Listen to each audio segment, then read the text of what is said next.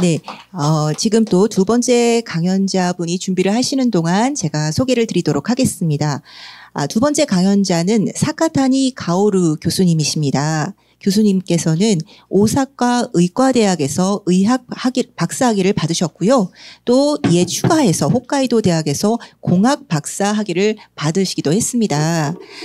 주 연구 분야는 치매의료, 뇌과학, 인공지능, 생체공학 분야입니다. AI 분야, 우리 지금 한국에서도 한참 핫한 주제인데요. 그것과 대체 의료에 대한 접목을 주제로 오늘 강의를 해주시겠고요. 현재는 동경대학 대학원 인간환경학 전공의 특임 교수이시면서 동대학 같은 대학의 고령사회 종합연구기구의 특임 교수로 계십니다. 또 일본 통합의료학회의 이사를 맡고 계시기도 하시고요. 오늘 발표해 주실 주제는 AI와 대체 의료를 통한 차세대 통합 의료입니다. 그럼 큰 박수로 맞아주시기 바랍니다. 안녕하세요. 저는 사카타니 이문이다. 네, 이렇게 인사를 드렸는데 제 한국말 인사 잘 들리셨을까요? 네, 그러면 먼저 이렇게 훌륭한 한국의 서울 사이버대학의 행사에 초대해 주신 총장님을 비롯한 관계자 선생님 여러분들께 진심으로 감사 말씀 드리도록 하겠습니다. 특히 이민영 교수님께서는 네, 이렇게 준비부터 행사에 이르기까지 많은 노고를 해주신 걸로 아는데요. 다시 한번 이 자리를 빌어 감사 말씀 드리도록 하겠습니다. 자, 저는 오늘 여러분들께 AI와 대체 의료를 통한 차세대 통합 의료라는 주제를 가지고 발표를 드리도록 할 텐데요. 특히 그 중에서도 인지증, 치매라고 불리는 이 병, 사실 이토 선생님께서도 고령화 사회를 맞이하여 커다란 문제가 되고 있다라는 말씀이 있었죠. 이 인지증, 치매를 어떻게 예방을 해야 할지 이게 일본 사회에서도 과제가 되고 있습니다. 이를 AI와 보안 대체 의료를 활용한 새로운 통합 의료라고 하는 관점에서 예방하자라는 오늘 개념을 여러분들께 발표드리도록 하겠습니다. 자, 그러면 제가 연구 배경부터 설명을 드리도록 하겠습니다. 네, 지금 슬라이드를 보시면 이해를 해 주실 것 같지만 초고령화 사회가 일본에서는 진행이 되고 있습니다. 아마 한국도 마찬가지 상황으로 알고 있는데요. 이토 교수님께서도 말씀을 해 주셨습니다. 인지증 환자도 이 고령화 사회 안에서 급증을 하고 있는 상황입니다.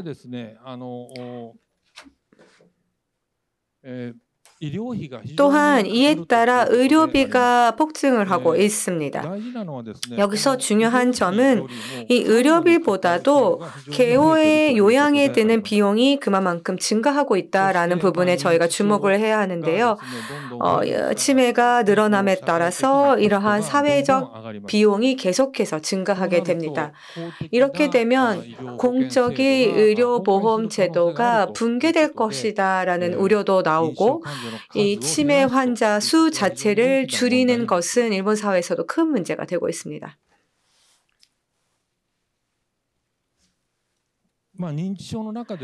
네, 이 치매 안에 이 알츠하이머병이 어떻게 보면 가장 많은 부분을 차지하는 병인데요. 이 알츠하이머병의 원인으로 꼽히는 아밀로이드 베타가 여기에 이 단백질 덩어리를 만들고 신경세포를 자극하는 원인으로 알츠하이머가 발생한다라고 이야기들을 하고 있습니다. 이 아밀로이드 베타 플라그를 토대로 사실 이를 치료하고자 다양한 신약 개발이 이루어지고 있는 상황인데요. 이 최종 단계에 있어서 효과가 없다라는 임상 결과가 속속 발표되고 있습니다. 그 가운데 지금 현재 알츠하이머병에 대한 근본적인 치료약이 없다라고 하는 이 상황부터 여러분들 이해하실 필요가 있습니다. 그런데요, 지금 최근에 일본의 제약회사가 레카네맙이라고 하는 성분의 약을 개발을 했습니다. 이 약제는 제가 말씀을 드린 이 아밀로이드 베타 플러그에 의해서 개발이 된 성분 레카네맙인데요. 이 약으로는 어떻게 보면 최초로 알츠하이머병에 효과가 있다라는 결과입니다. 그런데 효과가 있다라고 해도 지금 그래프에 나와 있는 것처럼 시간이 가로축, 세로축이 인지 기능입니다. 이 레카네맙을 투여하지 않은 군이 아래이고 이 레카네맙을 투여한 라인이 위입니다. 그래서 여기에 통계학적인 유의미한 차이가 있다라고 해서 이 약제는 효과가 있다라고 임상 결과를 발표하게 됩니다. 그런데 보시다시피 역시 인지 기능은 마찬가지로 저하되고 있습니다. 즉 레카네맙의 효과라고 하는 것은 인지 기능이 떨어지는 그 속도를 완화할 정도의 효과다라고 이해를 하시면 될 것 같습니다. 따라서 이 성분이 이 인지증, 알츠하이머병의 예방약으로 널리 사회에 확산된다라는 것은 지금 현 단계에서는 조금 예측하기가 어려운 부분이 있다라고 말씀을 드리고 싶습니다. 자, 그렇다면 어떻게 미래가 전개가 될까요? 나쁜 일만 있는 것은 아닙니다. 사실은 10년 전에 핀란드에서 이루어진 핑거 연구가 있습니다. 그래서 소개를 해드릴 건데요. 이 핑거 연구는 고령자분들 60세에서 77세의 비교적 인지 기능이 저하된 분들, 이 고령자분들에 대해서 이 생활습관병, 성인병을 개선하는 군과 그리고 이 개선을 특별히 하지 않아도 되는 이 관리군을 2년 동안 비교 분석을 했습니다. 이 운동 식사요법을 병행했고요. 또 혈압 관리라던가 이러한 것들로 관리한 군과 전혀 아무것도 하지 않은 관리군을 비교를 해보았더니 2년 후에 이 성인병을 개선한 군은 인지 기능이 아무것도 하지 않은 관리군보다 많이 개선이 되었음을 보실 수가 있습니다. 특히 실행 기능이 83% 향상이 됐고 처리 속도가 150% 향상이 되었다는 결과입니다. 그리고 한편 기억 기능은 관리군과 비교했을 때 유의미한 차이가 없었다라는 거죠. 이 통계는 무엇을 의미하냐? 즉 약제를 쓰지 않더라도 생활 습관만을 개선함으로써 인지 기능이 향상될 가능성이 있다라는 것을 나타내는 연구 결과다라고 보시면 되겠고, 실은 지금 이 핑거 연구를 전 세계에서 다시 한번 지금 시점에서 얼마만큼 효과가 있는지를 월드와이드로 핑거 연구로 실시를 해야 되지 않겠냐라고 해서 지금 진행 중에 있습니다. 자, 이렇게 생활 습관이 그만큼 중요하다라는 게 치매와 밀접한 관련이 있다라는 것을 여러분들께 말씀드리고 싶어서 이 자료를 보여드렸고, 자, 그러면 다음으로 이 치매와 전신성 대사장애에 대해서 여러분들께 말씀드리겠습니다. 자, 치매는 뇌에 걸리는 병이죠.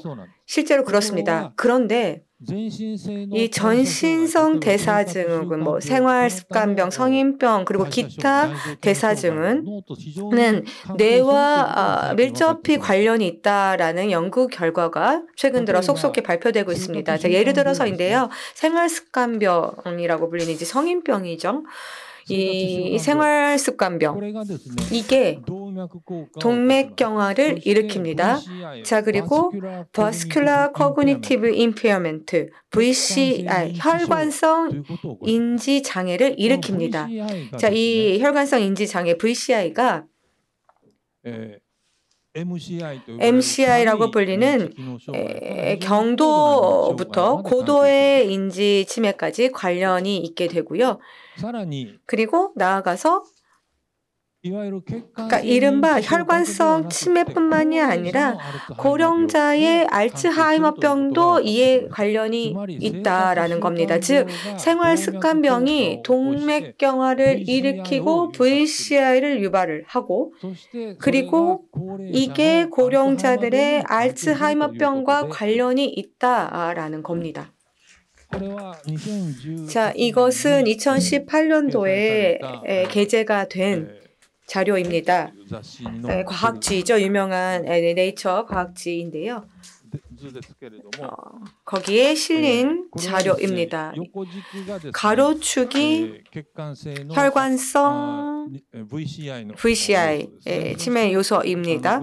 그리고 그린 컬러가 변성입니다. 알츠하이머병의 신경 패스로지인데요. 이 다양한 정도로 이렇게 혼동이 되고 있습니다. 그리고 세로축이 인지증의 정도인데 고령자는 동맥경화를 수반하는 합병증으로 수반하는 경우가 많습니다. 즉 순수한 알츠하이머병 이 신경 문제만이 아니라 대부분의 경우는 이 혈관성 인자를 포함하고 있다라는 그러한 케이스가 많다라는 겁니다. 즉 생활습관병이 많은 고령자분들의 치매와 관련이 있다라는 이 또한 통계치가 되겠습니다. 네, 이것을 조금 더 살펴보면 치매 리스크가 되는 생활 습관병 이외에 대사장애도 속속히 밝혀지고 있는데요. 자, 예를 들어서 영양장애, 빈혈 이러한 것들은 산소대사, 에너지대사와도 관련이 있습니다. 자, 그리고 나아가서 신장, 뇌와 관련된 간 기능 장애 이러한 것들로 연결이 됩니다. 이러한 장애들은 뇌와 관련이 없다라고 그동안 이야기를 했었습니다마는 키드니 브레인 액세스, 신장 뇌 연결축 혹은 간 뇌 연결축이라고 불리는 뇌와 밀접한 관련이 있는 그런 연결축들이 속속히 지금 연구를 통해서 밝혀지고 있는 것입니다.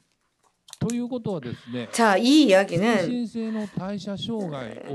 이 전신성 대사증후군을 어떻게 조기에 발견을 하고 이를 어떻게 치료하고 예방을 하면 치매 발생 자체를 예방할 수 있느냐, 이 가능성이 얼마만큼 있느냐 하는 부분을 알아내는 것입니다. 그래서 저희는 이 치매의 위험성을 인공지능 AI를 활용해서 판정하는 방법을 개발하는 데 성공했습니다. 그래서 저희는 AI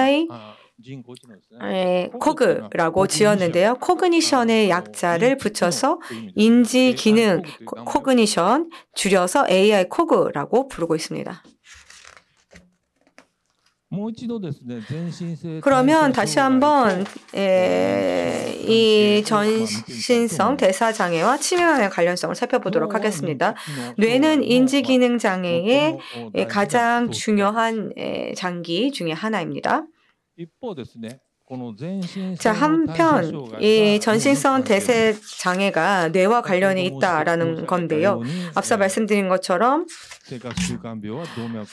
생활습관병은 동맥경화를 일으키고 VCI로 연결이 되고 기타 내장, 간 기능, 그리고 영양장애, 신장장애 등과 관련된 장애로 연결이 됩니다. 그래서 이러한 것들이 전신성 대사 장애로 뇌에 대해서 영향을 주는 것이죠. 그래서 치매의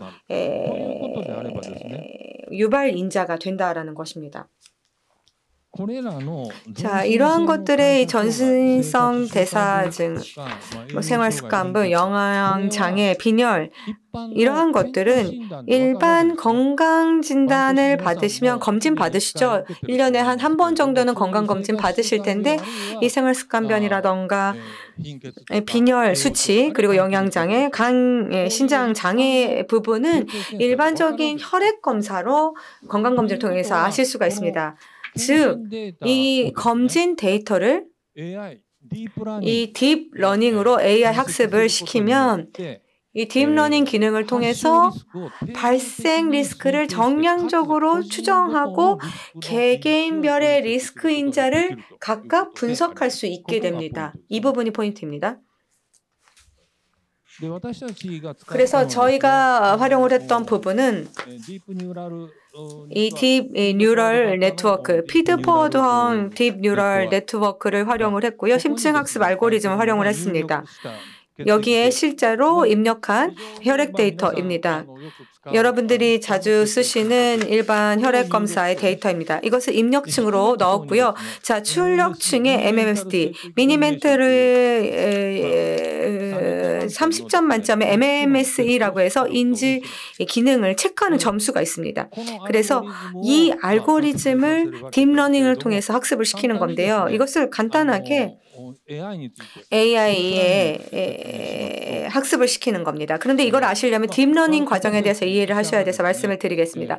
일반적으로 저희가 이제 의사인데요. 진단을 하게 될 때 다양한 혈액 데이터라던가 이러한 데이터들을 보면서 판단을 하게 됩니다. 그 데이터를 판단하고 진단을 내리게 되는데 AI도 마찬가지 구조를 띠게 됩니다. 즉, 이 디지털화된 여러 가지 의료 정보가 각각 있을 겁니다. 이것을 입력 데이터로 삼고 이것을 딥 뉴럴 네트워크라고 불리는 인공 뉴럴을 수식화시켜서 이것을 입력해서 해석을 하게 됩니다. 그래서 판단 자료로 쓰는 건데요. 이게 이제 디지털화돼서 나온다라고 보시면 되겠습니다. 이것이 인공지능과 일반 인간의 의사가 이렇게 진단을 내릴 때까지의 과정의 차이를 표로 정리한 건데요. 저희는 이 알고리즘을 학습을 시킬 필요가 있습니다. 그래서 이제까지 2,500개가 넘는 사례가 있습니다. 예를 들어서 재활병원의 환자분들이라던가 혹은 재팬 알츠하이머 디지즈 뉴로 이메이징이라고 하는 기구가 있습니다. 이 데이터뱅크라던가 그리고 뇌검사 데이터뱅크와 같은 데이터를 활용을 하고 이 데이터들을 활용을 해서 테스트 데이터로 이렇게 다양한 환자분들에 대해서 응용을 하거나 혹은 검증을 하고 있는데 지금 현재 한 37,800사례 정도 확보를 한 상태입니다. 예, 그 다음은 아이코그를 사용을 해서 임상 응용의 사례에 대해서 말씀을 드리도록 하겠습니다. 먼저 아이코그의 이점이 되겠는데요. 특수한 단백질, 바이오마커를 측정을 하는 것은 아닙니다. 그렇기 때문에 특수한 설비는 필요가 없고요. 그리고 베타만 사용을 하기 때문에 체열도 필요 없습니다. 그렇기 때문에 통증도 없고요. 그리고 저비용으로 할 수 있다라는 이점이 있습니다. 그리고 데이터만 사용을 하기 때문에 스마트폰으로 자신의 인지 기능 리스크에 대해서 알아볼 수가 있고, 그래서 소위 말하는 데이터 구동형 헬스케어에 아주 적합하다고 할 수 있겠습니다. 그래서 저희들이 시설에서 그 실증을 했는데, 예를 들어서 도쿄에 있는 검진센터에서 치매 예방 외래를 제가 한 적이 있습니다. 여기 센터는 여러분들이 이제 검진을 하게 되는데 그 건강검진 데이터를 바탕으로 해서 저희 외래 쪽에서 리스크에 대해서 산출을 하는 것을 했습니다. 그래서 165개의 증례가 모였고요. 평균 연령은 55세 정도였고, 분포를 보시면은 정상이라고 판단된 분이 94개, 그리고 MCI라고 판정된 분이 67개 증례, 그리고 알츠하이머병과 같은 인지 기능이 저하되는 것이 4개 증례, 그리고 치매는 제로입니다. 그래서 이건 검진센터이기 때문에 여러분들이 다 일하는 분들이기 때문에 아주 리즈너블한 판정이 이루어졌다고 할 수 있겠습니다. 그리고 여기서 MCI라고 이제 판정된 분이 아주 걱정이 돼서 다시 한 번 더 그 외래로 오시게 됩니다. 그렇게 되면은 실제로 그 측정을 한번 해보면 이게 보시는 것이 저 혈액 데이터를 바탕으로 해서 아이코그로 30점 만점 중에 나온 점수가 되겠습니다. 실제로 측정을 해보면은 28이라는 것입니다. 그러니까 좋다는 거죠, 더. 이게 의미하는 것은 무엇이냐 하면은 장래, 미래의 인지 기능의 장애를 추정하고 있다라는 이야기가 되겠습니다. 왜냐하면은 방금 전에 알고리즘을 학습을 시킨다고 말씀을 드렸습니다. 계산식을 학습을 시키게 되는데 학습군이 평균 75세. 그래서 동맥경화가 진행이 되었고 생활습관병도 2개 이상 가지고 있는 분, 그리고 뇌졸중의 가능성이 있는 분, 그런 분들을 데이터를 가지고 학습을 시킨 겁니다. 그래서 그런 알고리즘을 평균 55세의 그 젊은 분들에게 응용을 하게 되며 동일한 혈액이라고 하더라도 나쁘게 예측을 하게 됩니다. 그래서 이것은 미래에 동맥경화가 진행된 상태를 나타내고 있다라고 할 수 있겠습니다. 예를 들어서 이건 어떤 분 56세일 때 27.1이었는데 이분이 연령만 바꾸면, 그러니까 혈액 데이터를 바꾸지 않고 연령만 올리면 이런 식으로 떨어지는 것을 알 수가 있습니다. 이게 무슨 뜻이냐 하면은 생활 습관을 바꾸지 않고 혈액 데이터는 일정하고 그렇다고 하더라도 연령만 계속 올리면 다음과 같이 이렇게 떨어진다라는 것을 시뮬레이션을 하고 있는 겁니다. 그래서 저는 이 그림을 환자에게 보여주고 당신이 그 생활 습관을 개선하지 않으면 이렇게 인지 장애가 진행될 가능성이 있다라고 이야기를 합니다. 그렇게 하면 여러분들이 노력해서 운동도 하고 식이요법도 하게 되는 거죠.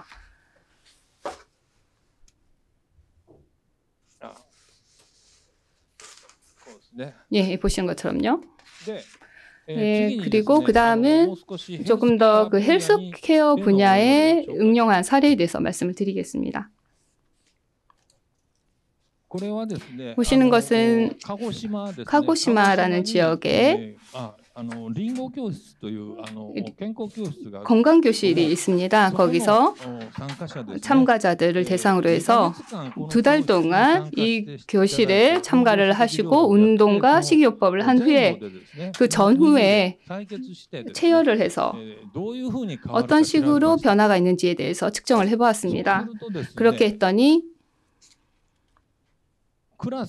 클래스가 좋아지는 경우, 그러니까 MCI에서 정상으로 되는 경우, 그리고 인지 기능이 저하된 쪽에서 MCI로 바뀐다던가 클래스가 좋아지는 경우가 48개가 있었습니다. 46개가 있었습니다. 그리고 그대로 A 클래스인데도 클래스 내부에서도 MMSE 점수의 추정값이 좋아지는 것이 163개 있었습니다. 그러니까 얼마만큼 운동을 하고 식사요법을 하느냐에 따라서 인지 기능의 리스크가 떨어진지에 대해서 가시화할 수 있다는 것. 이건 매우 중요한 부분입니다. 그러니까 실제로 운동 식사요법을 하는 분들이 얼마만큼 효과가 있는지를 우리가 알 수가 있게 되기 때문에 여러분들이 아무래도 그 동기부여도 될 수가 있죠.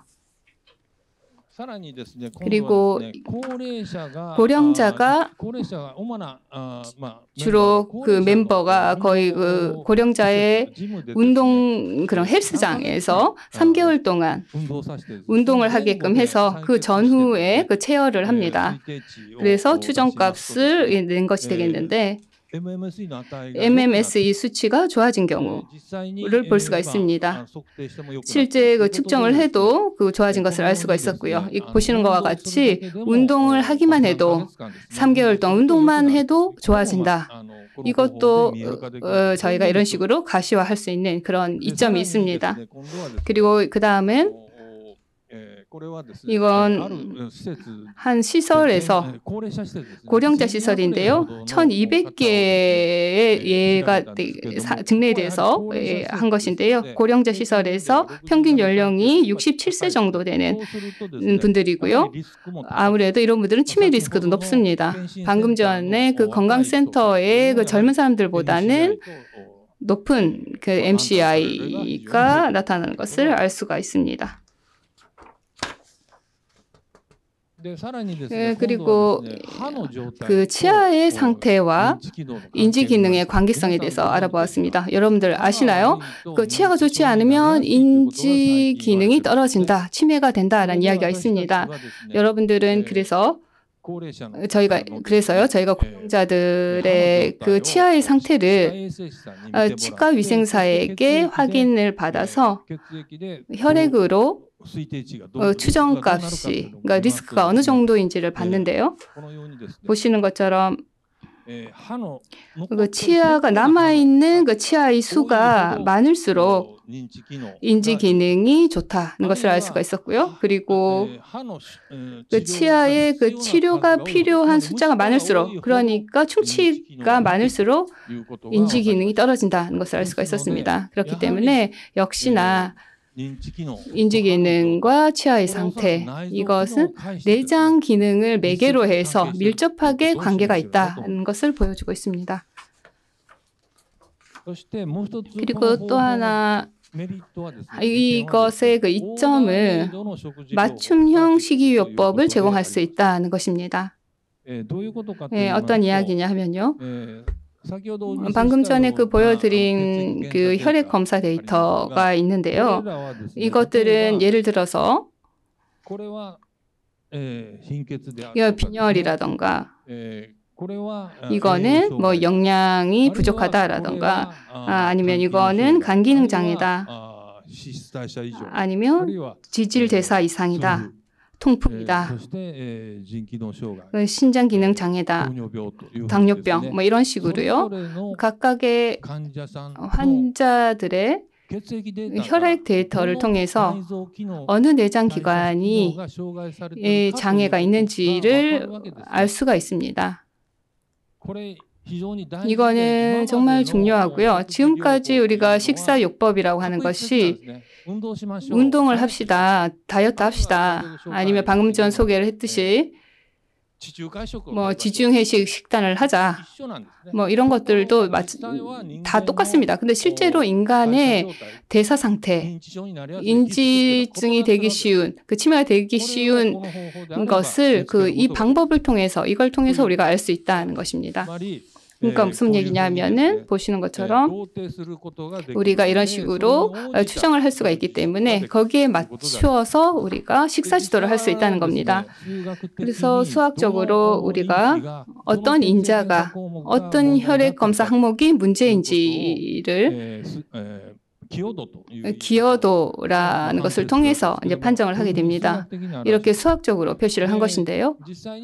실제로 저희들이 검진 데이터를 이제 받아서 AI 코그를 사용을 해서 인지 기능 저하에 대한 리스크를 판정을 하고, 그리고 혈액 검사 항목 기여도를 통해서 대사 장애에 대해서 파악을 하고, 거기에 대해서 관리 영양사가 어드바이스를 한다던가 아니면 식이요법에 대해서 조언을 하게 됩니다.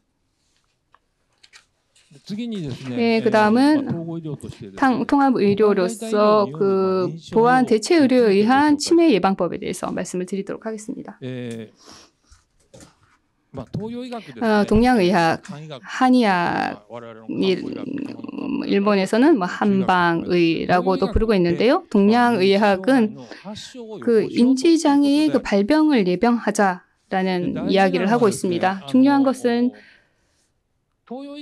동양의학과 서양의학, 지금까지 서양의학은 치매라고 하면은 뇌를 보고 있었는데요. 뇌에만 포커스를 맞춰서 아밀로이드 베타라든가 그런 것들을 보고 있었습니다. 그런데 이번에 그 소개드린 방법은 전신성 대사장애, 이것이 치매에 영향을 미친다, 치매의 리스크이다라고 말씀을 드렸는데요.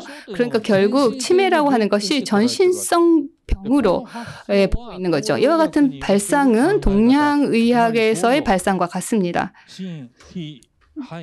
신장, 비장, 폐장, 신장, 간장이라고 하는 그 5장이 이상이 발생을 해서 인지 기능에 장애를 일으키고 있다라는 사고방식이기 때문에 아주 그런 측면에서 매우 비슷하다고 하겠습니다. 그래서 매우 그 진화된 서양의학, 과학의 그 개념과 그 전통의학과의 그 개념이 지금 많이 가까워졌다라고 할 수 있겠습니다. 그러니까 전통의학이라고 하는 것이 사실은 매우 선진적인 것이었다라는 것을 알 수가 있죠. 그래서 이와 같은 개념을 바탕으로 해서 저희들은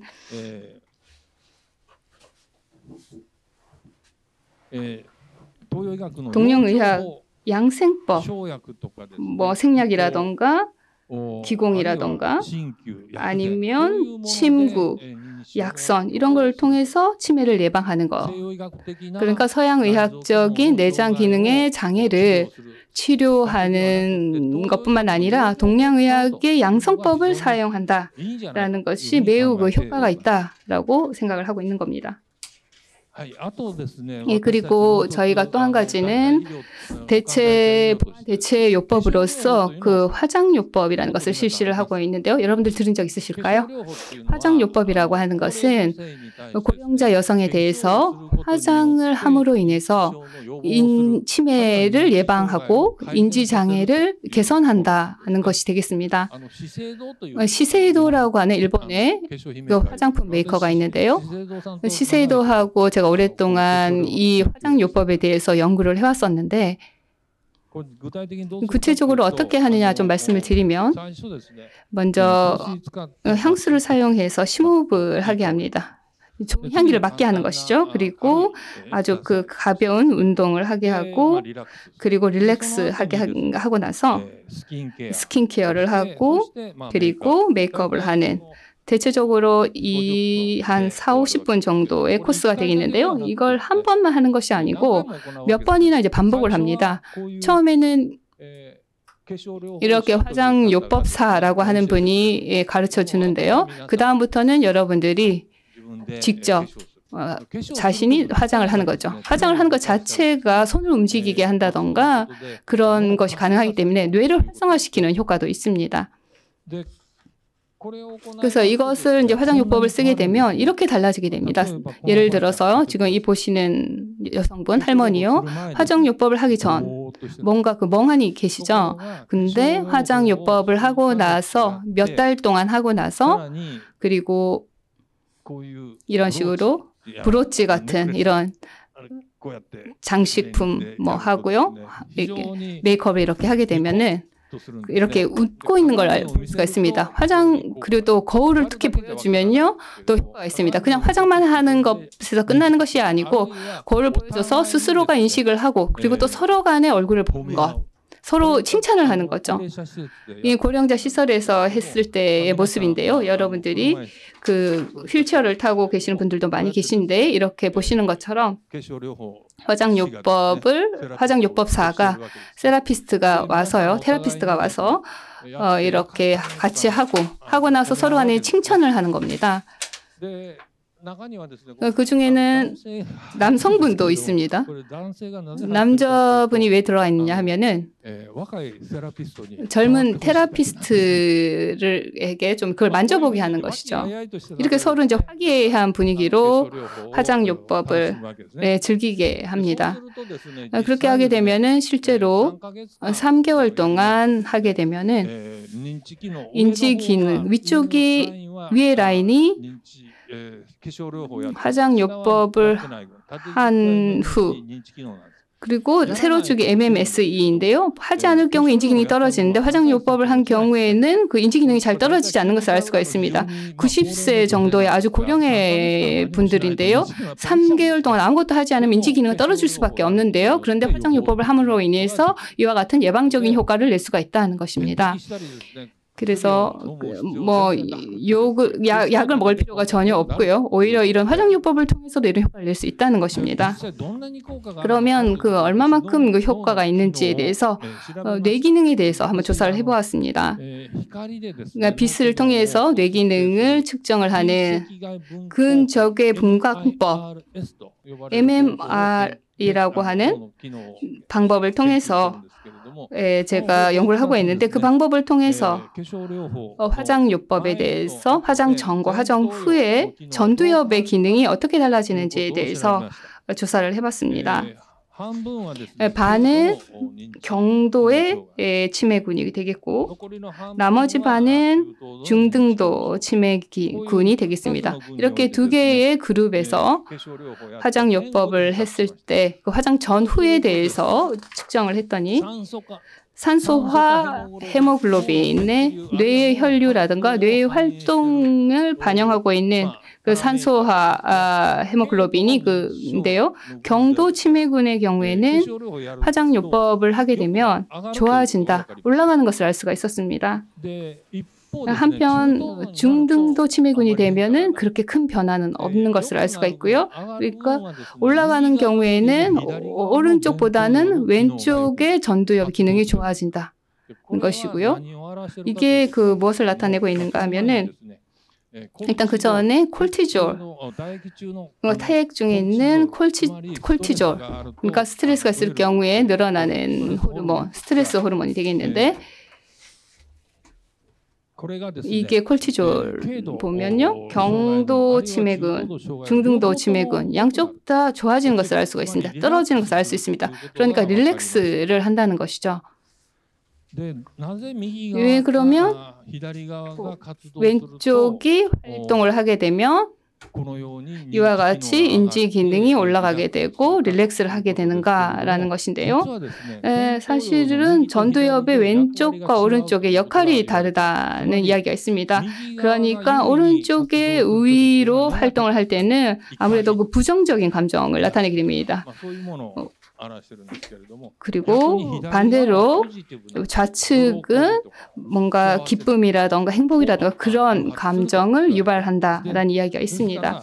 그렇기 때문에 화장요법을 해서 여러분들이 서로 간에 칭찬을 하고 정말 괜찮다, 이쁘다 이런 식으로 칭찬하는 것이 긍정적인 감정을 만들어낸다는 것입니다. 그래서 왼쪽에 있는 전두엽이 활성화돼서 된다라는 것을 우리가 뇌과학적으로 알 수가 있습니다.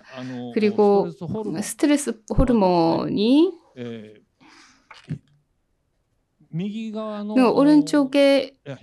왼쪽에 활동을 하게 되면 스트레스 호르몬을 억제한다라는 그런 경로가 되겠는데요. 그래서 화장요법을 실시함으로써 왼쪽 뇌가 활성화됨으로 인해서 콜티졸의 농도가 떨어진다. 그래서 스트레스를 완화하는 효과가 있다라는 것도 이걸로 우리가 설명을 할 수가 있겠습니다. 보시는 것처럼 아주 싸면서도 안전한 그 화장요법을 통해서 고령자 여성의 인지 기능을 올릴 수가 있고 스트레스를 완화시킬 수 있다. 이런 효과가 있다라는 것은 통합의료의 가장 그 우수한 측면을 보여주고 있는 사례라고 할 수 있겠습니다. 그럼 남성은 어떻게 해야 되느냐라는 이야기가 되겠는데요. 남성은 항상 제가 이제 대답을 하는데요. 멋을 내자라고 제가 이야기를 합니다.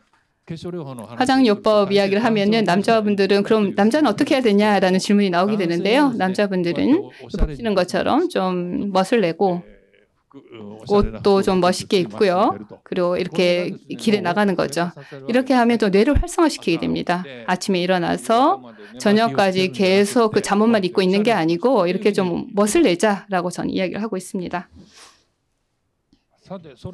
그럼 통합의료의 DX, 디지털 전환인데요. 앞으로 그러면 어떻게 그 통합의료의 AI 기술을 적용을 해서 차세대의 통합의료를 실현해 나갈 것인가 하는 것인데요. 저는 한 가지는 오늘 소개해드린 방법은 치매뿐만이 아니라 뇌졸중이라던가 신장질환, 그리고 프레일, 심장질환, 프레일, 사르코페니아 이런 것들 모두 다 생활 습관과 관련된 것들이죠. 생활 습관과 관련된다는 이야기는 건강 진단 결과로 나타난다는 것입니다. 그것을 AI로 해석을 해서 이런 식의 고령자 질환을 빨리 예측을 해서 적극적으로 개입을 해서 예방을 하자. 이게 바로 제가 통합 의료에 있어서 매우 중요한 부분이라고 보고 있습니다. 그리고 기존의 지금까지의 의료는 태어나서 죽을 때까지 뭐 중간에 병에 걸리고 그리고 의료기관에서 진찰을 받는 그런 이제 형태가 있는데 4세대 예방 의료 모델에서는 젊을 때부터 건강 검진을 받아서 여러 가지 그 보안 대체 요법의 개입을 통해서 생활 습관을 개선해 나가는 것, 이것을 반복함으로 인해서 건강 수명을 늘리고 그를 통해서 의료비를 줄일 수 있다라고 보고 있습니다. 그러니까 차세대 통합 의료 모델은 의료비도 삭감할 수 있는 가능성이 있다라고 말씀드리고 싶습니다. 방금 전 말씀드린 것처럼 화장요법이라고 하더라도 그렇게 뭐 돈이 뭐 그렇게 많이 들지 않습니다. 그래서 아주 그 싸면서도 안전하게 할 수 있기 때문에 통합 의료를 저희는 사용함으로 인해서 의료비의 삭감으로도 이어질 수 있다라고 말씀드리고 싶고요. 네, 그럼 지금까지 이야기에 대해서 한번 정리해 보도록 하겠습니다. 일반 혈액 데이터 등과 같은 그 검진 데이터를 사용을 해서 치매 위험을 초기에 추정하는 AI 모델을 개발을 했습니다. 아이코그라고 부르는 모델이고요. 이 아이코그 AI 모델은 검진 데이터만을 사용을 하기 때문에 데이터 구동형 헬스케어 시스템에 적합하다라고 할 수 있겠고, 그리고 검진 데이터는 대사 증후군을 반영하고 있기 때문에 전신성 대사 증상을 반영하고 있기 때문에 치매 발병 위험이 되는 개별 대사 장애를 기반으로 맞춤형 식이요법을 제공할 수 있다. 그리고 AI로 인한 치매 위험 조기 발견과 대체 의료를 결합한 차세대 통합 의료는 치매를 효과적으로 예방할 수 있는 가능성이 있다라는 것이었습니다. 이상입니다. 경청해 주셔서 감사합니다. 죄송합니다. 제 연구실의 멤버들 사진이 되겠습니다. 여러분들 이 멤버로요 같이 지금 현재 연구하고 있습니다. 이상입니다. 네. 사카타니 가오루 교수님 정말 강의 감사드립니다. 저도 들으면서 새롭게 안 사실도 많고 너무 재밌고 흥미롭게 들었는데요. 우리나라의 치매 발병률이 어느 정도 되시는지 아시는지요? 9% 이상. 지금 10% 가까이 되고 있습니다. 그래서 10명 중에 1명이 치매에 이를 것으로 지금 예상이 되는 엄청난 높은 비율의 질환이거든요. 그런데 오늘 이제 그런 것들이 생활습관병이고 생활습관의 개선으로 개선이 될 수 있다라는 말씀을 듣고 너무 희망적으로 제가 들었습니다. 그리고 또 그 동양의학과 서양의학이 첨단 기술로 이제는 통합, 융합 서로 이렇게 배척하고 서로 다른 것이 아니라 첨단 기술로서 이제 통합이 될 수 있는 시대에 이르렀구나 이런 생각도 많이 했고요. 또 제가 오늘도 우리 학교에는 이제 강의를 위해서 메이크업을 해주시는 또 선생님이 계시는데 오늘도 이제 사진 이쁘게 찍히기 위해서 제가 받고 왔는데 제가 매일 치료를 받고 있었구나 이런 생각을 또 해서 새롭게 안 사실이었습니다. 제가 이 일본 통합의료 학회에 요번 국제학술대회에 발표를 해주실 연자를 요청을 이제 이토 선생님께 처음에 드렸습니다. 이사장님께.